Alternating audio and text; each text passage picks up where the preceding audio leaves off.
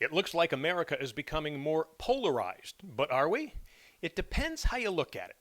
If you look at it in a different way, some of the ridiculous chaos we are living in might actually go away. Hi, everybody. John Daly here for news. I have another commentary for you. Again, this is stuff you won't hear on cable news. So, Joe Biden has taken what appears to be a big lead for the Democratic nomination.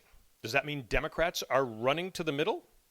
Aren't Bernie voters solidified to the far left with a socialist agenda? And isn't Donald Trump going further to the right to please his base? Well, the answers to all these questions are true if you believe the political graphic we've been following for decades. It's also what both political parties and their financial backers want you to think. Here's how we see our politics now. We think it's a straight line. At the far right are Republicans, staunch conservatives, and nationalists. To the far left are liberals, Democrats, and socialists. Don't look at it as a straight line. Look at it as a circle. Take both of those polar ends and join them together behind the middle. Think about that. How this explains 2016. A minority of Bernie supporters actually voted for Trump and not Hillary. Now, when you look at the base of Trump supporters, especially those in Midwestern swing states, you will see people who were historically Democratic, blue-collar, and union workers who felt that the so-called establishment or elites had let them down.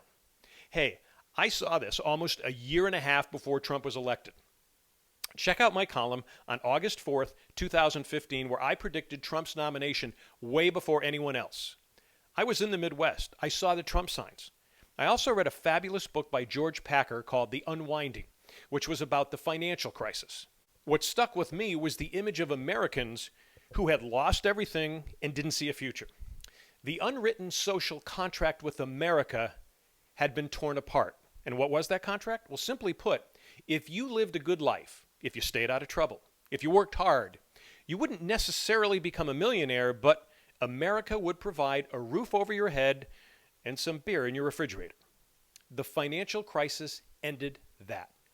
We see statistics today that show 60 to 70% of Americans are one medical or financial disaster away from losing everything. Now, those are the Trump supporters. Listen to what the young Bernie supporters, most of them millennials and younger, are also saying. They want Medicare for all. They want socialized medicine. They want free college tuition. Now, I know many baby boomers will say, well, where's that money coming from? But millennials can easily respond back, how come we have to pay 50 to 70% of baby boomers' Medicare bills? And they're right. Many government statistics show that the average Medicare recipient will have only paid in 30 to 50% of what they will use in medical bills throughout their lifetime. That takes up 15% of the federal budget. And guess who pays for that? Young taxpayers. Young taxpayers who are saddled with college tuition and an economy that is slowly taking away jobs or reducing salaries. So both the Trump base and the Bernie base, if you go back to that circle analogy, are pretty closely tied together. They're just choosing a different candidate who will bring them their government relief. For the record, I don't support Trump, Sanders, or Biden, but I support the issues of these groups. And this is why we need drastic changes in how we do business and run our government. Now, a lot of you are going to think, oh, we're heading towards socialism now. Others will think all we're doing is taking care of the 1% with big corporate tax breaks and lower taxation on investment income. Again, we have to stop thinking like we're in the 1950s or the 1990s. Here are a couple of recent books to help you. First, The Great Reversal. Economist Thomas Philippon shows us how, over the past 2 decades, America has lost its free market status. Campaign financing and lobbying has allowed major corporations the chance to rewrite laws, allowing themselves to merge into oligopolies, which has increased their profits while raising prices for the everyday person and reducing jobs and salaries.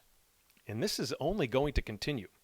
In their fascinating book, The Future is Faster Than You Think, Peter Diamandis and Stephen Kotler document the breakneck speed of technology that is going to change our lives dramatically in the next few years.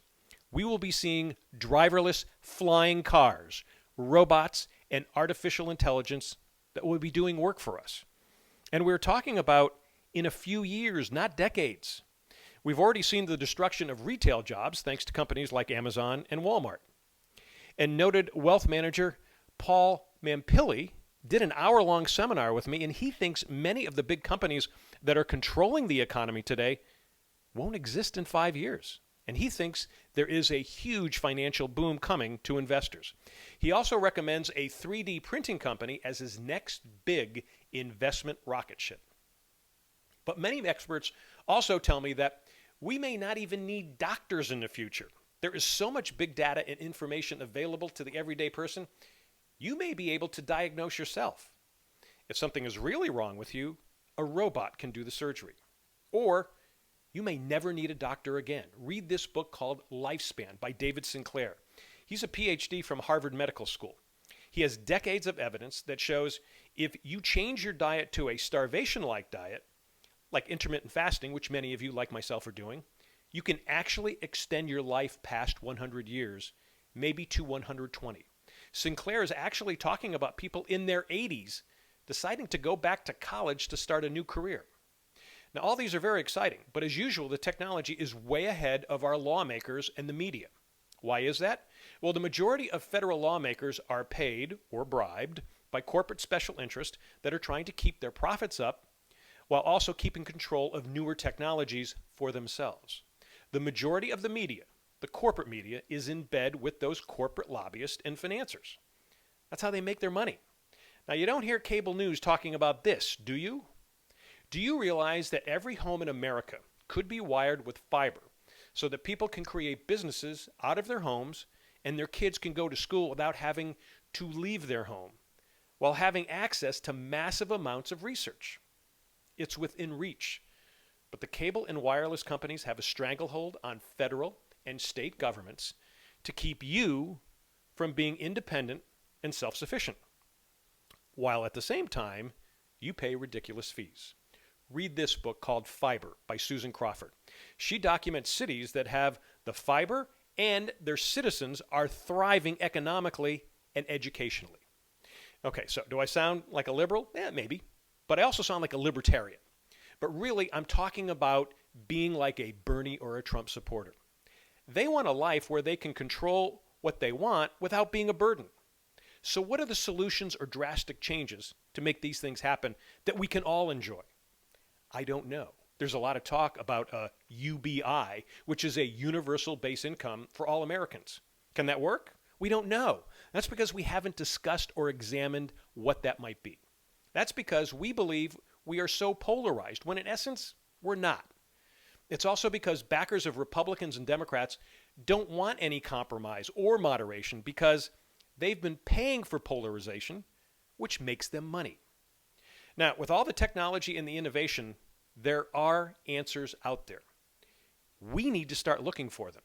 That means start reading books. That means stop watching hours of cable news. That means stop yelling and screaming at each other on social media. You are just adding to the chaos.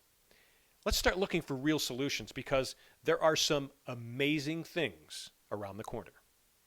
Do you have a commentary in you? Then come join us here at News. We are changing the news business on a local level. You can become a newscaster or a sponsor. Just go to the site. It is at news.tv, and news is spelled N-O-O-Z. N-O-O-Z.tv. We'll catch you next time.